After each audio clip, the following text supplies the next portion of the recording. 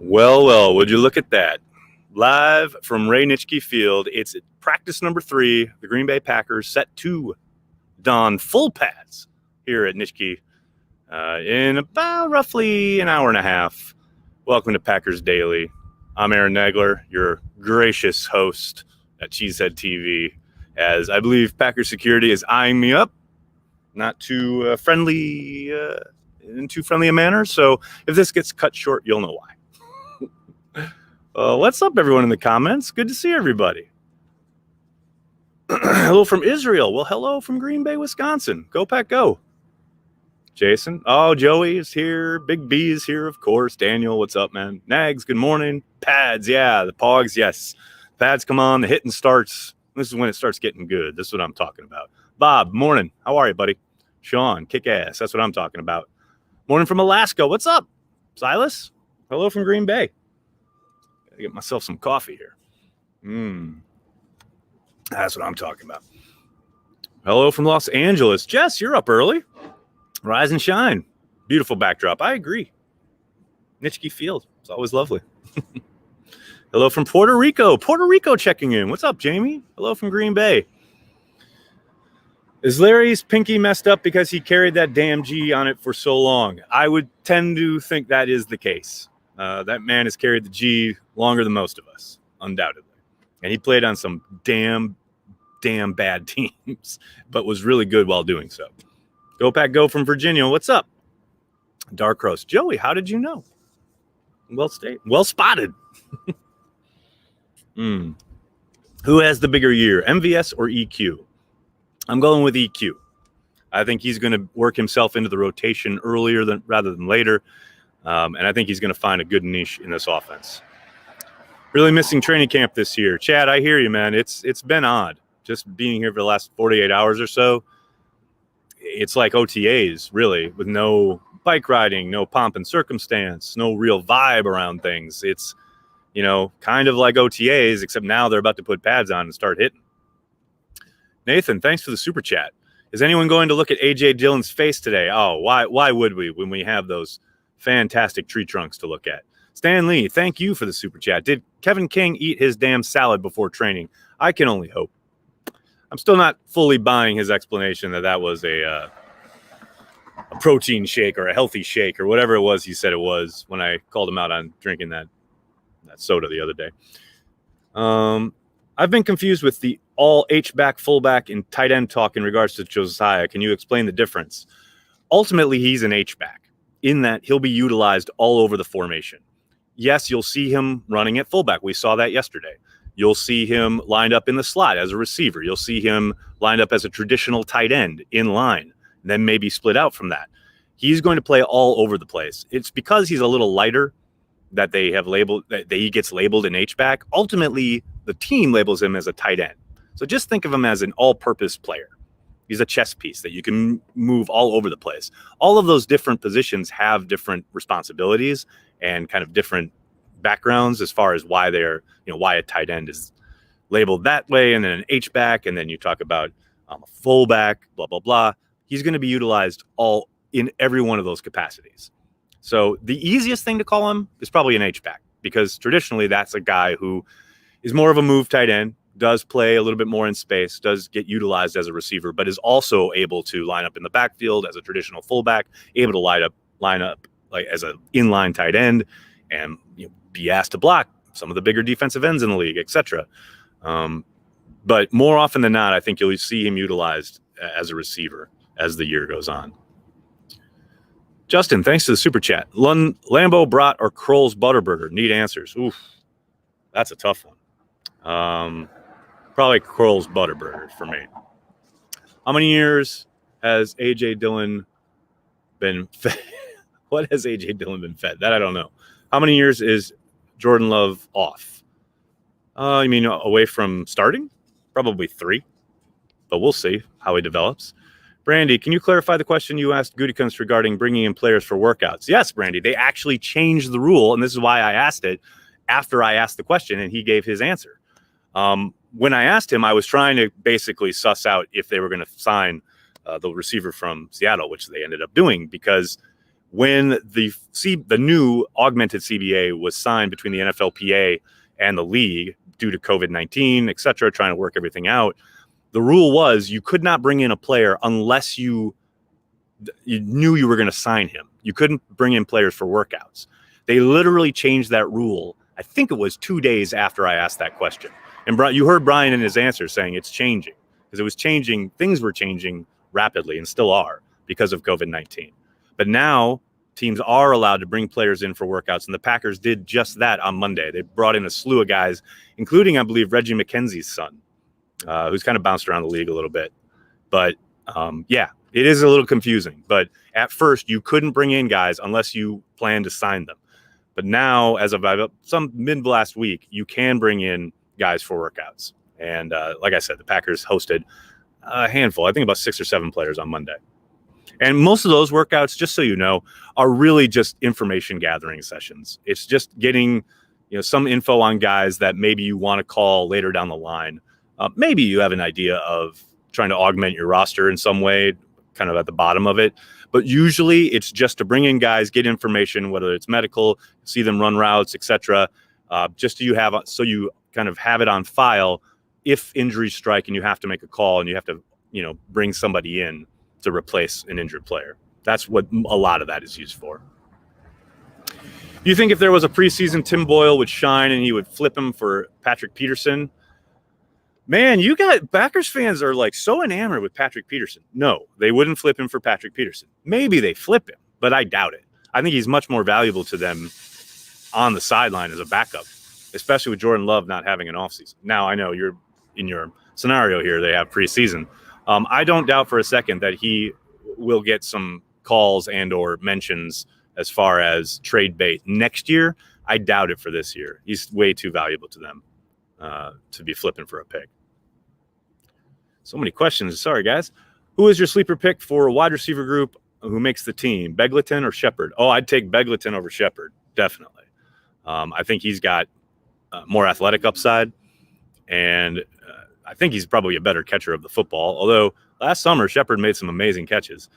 But yeah, as I said on Twitter last night, the path to the roster for either of those guys and for most of the guys fighting for those spots behind Adams and Lazard is special teams. If they can shine on special teams each and every day, then they've got a shot. But without it, they have zero chance. Jason, thanks for the super chat. Love it. A higher ceiling than Vitale if used properly by LaFleur and Hackett.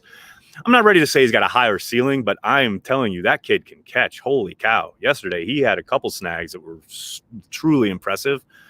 You got to remember, he's still making a transition. He did not have a full camp last year prior to getting hurt. He got hurt in that first preseason game. And prior to last year, he was playing quarterback at Princeton. So it's not like you can just, plug him in there, so to speak. I do think he has big upside. There's no doubt about it. But whether it's higher than Vitale's, I don't know. That's splitting hairs. But I am very excited to see him, pads come on, see what he can do. Brian, thank you for the super chat. What's most likely to happen in 2020? A COVID cure or Tom Silverstein learning how to figure out his audio during interviews? Leave Spoon alone, man. This is the elder statesman of the beat. He's a legend. Let him futz with his Zoom. It's fine. You're going to be okay. Nathan, thanks for the super chat. Loving Evan Siegel's photos this year. Dude brings his A game. The Rodgers photo looks like it's from a Linklater movie. Right? Man, Evan's the man. The Packers struck gold when they stole him from the Green Bay Press Gazette. I don't know if the Press Gazette realized how good he was, but man, he is a legend. Ooh, this is a very, very deep question from Redword Michael. What's up? Who sucks more, the Chicago Bears or the Chicago Bears? That would be the Chicago Bears. Thank you. Let's see. What else we got? Got that one. Got that one. Just checking I didn't miss any super chats. Dustin, thank you. DeGuara and Irvin in the backfield could be fun. Oh, yes. Let me tell you, Irvin is going to be a ridiculous chess piece in this offense. He is going to be a lot of fun to watch. Book it now. Aaron White, thank you for your super chat. I can remember the exact seat I was in during every big moment of Rodgers' career. What's your favorite Rodgers moment and where were you? Whew, that's a really good question. Favorite moment? I probably have two of them. One because of its magnitude, and then one just because it was amazing. The first one, obviously, is the third down completion to Greg Jennings in the Super Bowl that kind of iced it. I was in my living room, 42nd and Ditmars in Astoria, surrounded by friends and family. My kids were there. It's probably the happiest they've ever seen me, so that will always be special. But as far as like a big moment, that I really seared in my brain, it's the Hail Mary in Detroit. And I know it wasn't as big, it wasn't in the playoffs, etc., but it led to a win. And I'll never forget how hard I just couldn't stop laughing. I was in my living room by myself, primetime game, kids were asleep, blah, blah, blah. But I was dying laughing. I think there's a vine of me laughing after that. I couldn't stop myself, but that was an epic night. No doubt about it. Bryson, thanks for the super chat. How is the slot cornerback going? Do they need Tremont? No, Chandon Sullivan looks good. They'll be rotating guys probably throughout camp, trying to see who fits where, but they don't need Tremont. I said it on Twitter the other night. Man, it's life in the NFL. I know it sucks, and no one loves Tremont more than me. Perhaps maybe Corey Banke, but they're projecting forward. A GM's job is always to look ahead, and they see Chandon Sullivan ready to step up and take that spot, and I think he will. I think he's ready, and obviously so do the Packers. And would Tremont be a nice security blanket? Absolutely. And I do not doubt for a second, and I said this all summer, if injuries were to strike and, they needed help in the secondary, I do not doubt for a moment that Tremont would get a call. But unless that happens, I think they're trying to move on. Father Time, he's undefeated, man. Do you think the Packers will do the same thing as the Brewers did, broadcasting their practices? No, Connor, I don't. It's a miracle they're allowing us to live tweet practices. You'll notice a lot of teams around the league aren't allowing the media to tweet what's happening. I already know PR is already kind of not upset, but tried to gently remind us about things that were tweeted out during that first practice that shouldn't have been, given the guidelines that we've been given. I understand fans want to watch practice. I totally get that. But for Matt LaFleur and his staff, they want to implement stuff and they want to get stuff going. Without preseason games, they've got to do a lot more kind of game-like work in a very short amount of time. And they don't want to give information out to the Vikings, to the Lions, to the first couple of opponents who could very easily peruse whatever information is put out there and start working on their game plans. So we saw yesterday, LaFleur started practice. I think they spent the first 30 minutes inside the Hudson Center because he doesn't want people seeing his stuff. And I get that. So while it's frustrating for fans, I understand you want to see as much as you can.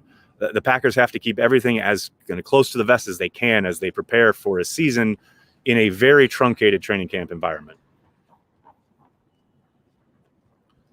Man, okay, I'm always optimistic, but I feel the Packers, this all bodes well, given a condensed camp and no preseason. I like our vets and coaches. Matt, I think Brian Gutekunst does too. I think that's a big reason, not a big reason, but a part of the reason for a lack of activity this offseason, coupled with they have a lot of guys they got to pay. You saw Kenny Clark's already got his extension. Got to think Aaron Jones is coming up, David Bakhtiari. I think continuity is going to play a big, big part in anybody's fortunes in this weird season that we're about to embark on. And Green Bay should be served well with how much continuity they're going to have. Here we go. Zachary, thank you for the super chat. With Aaron Rodgers' comments about Mike McCarthy, what is your favorite part about Dylan's legs? Well played. That's a dynamite super chat. My favorite part about Dylan's legs is how confident he is in showing them off. He certainly is not shy.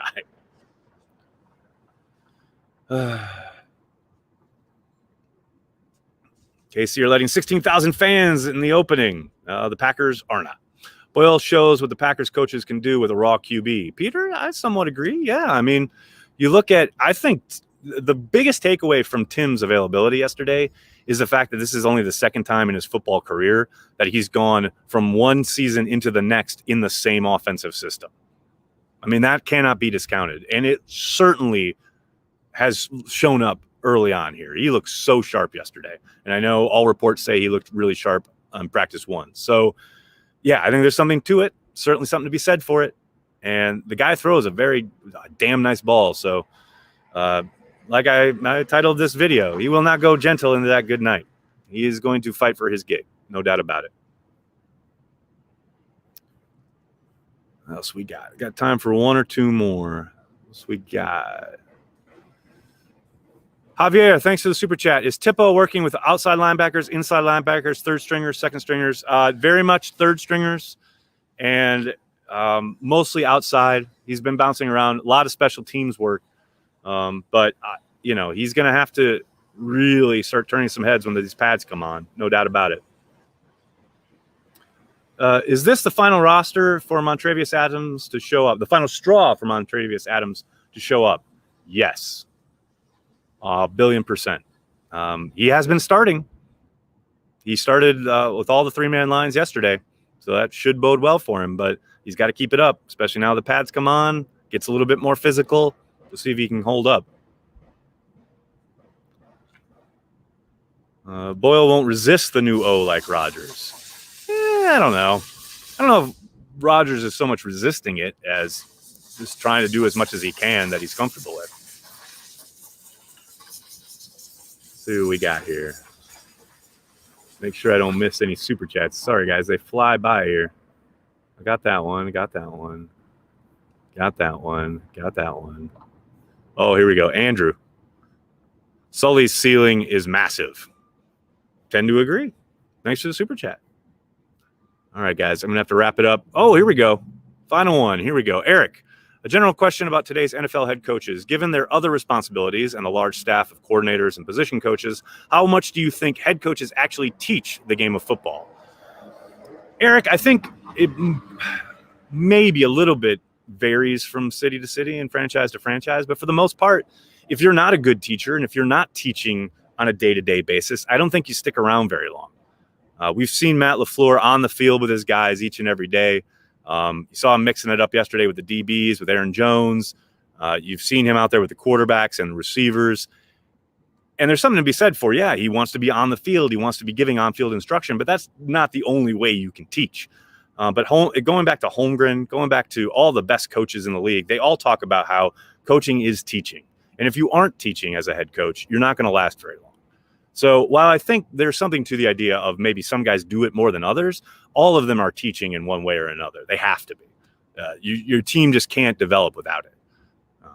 But that is a good question, though. I think it is interesting to note that I think some guys probably lean into that aspect of the job a little bit more, and they are probably the ones who are better coaches in the long run. All right, guys, I got to go. Thank you so much for all the questions. I'm sorry if I couldn't get to yours. They do come fast and furious. I'll be back after practice this afternoon. We've got practice at 10:30 Central Time, and then we've got some availabilities. We've got coach and a bunch of players afterwards. And then sometime later this afternoon, you'll see an extra cheese pop up. Make sure you're subscribed to the channel. Hit like on this video. Thanks a lot, everybody. Have a great day. Go Pack, go.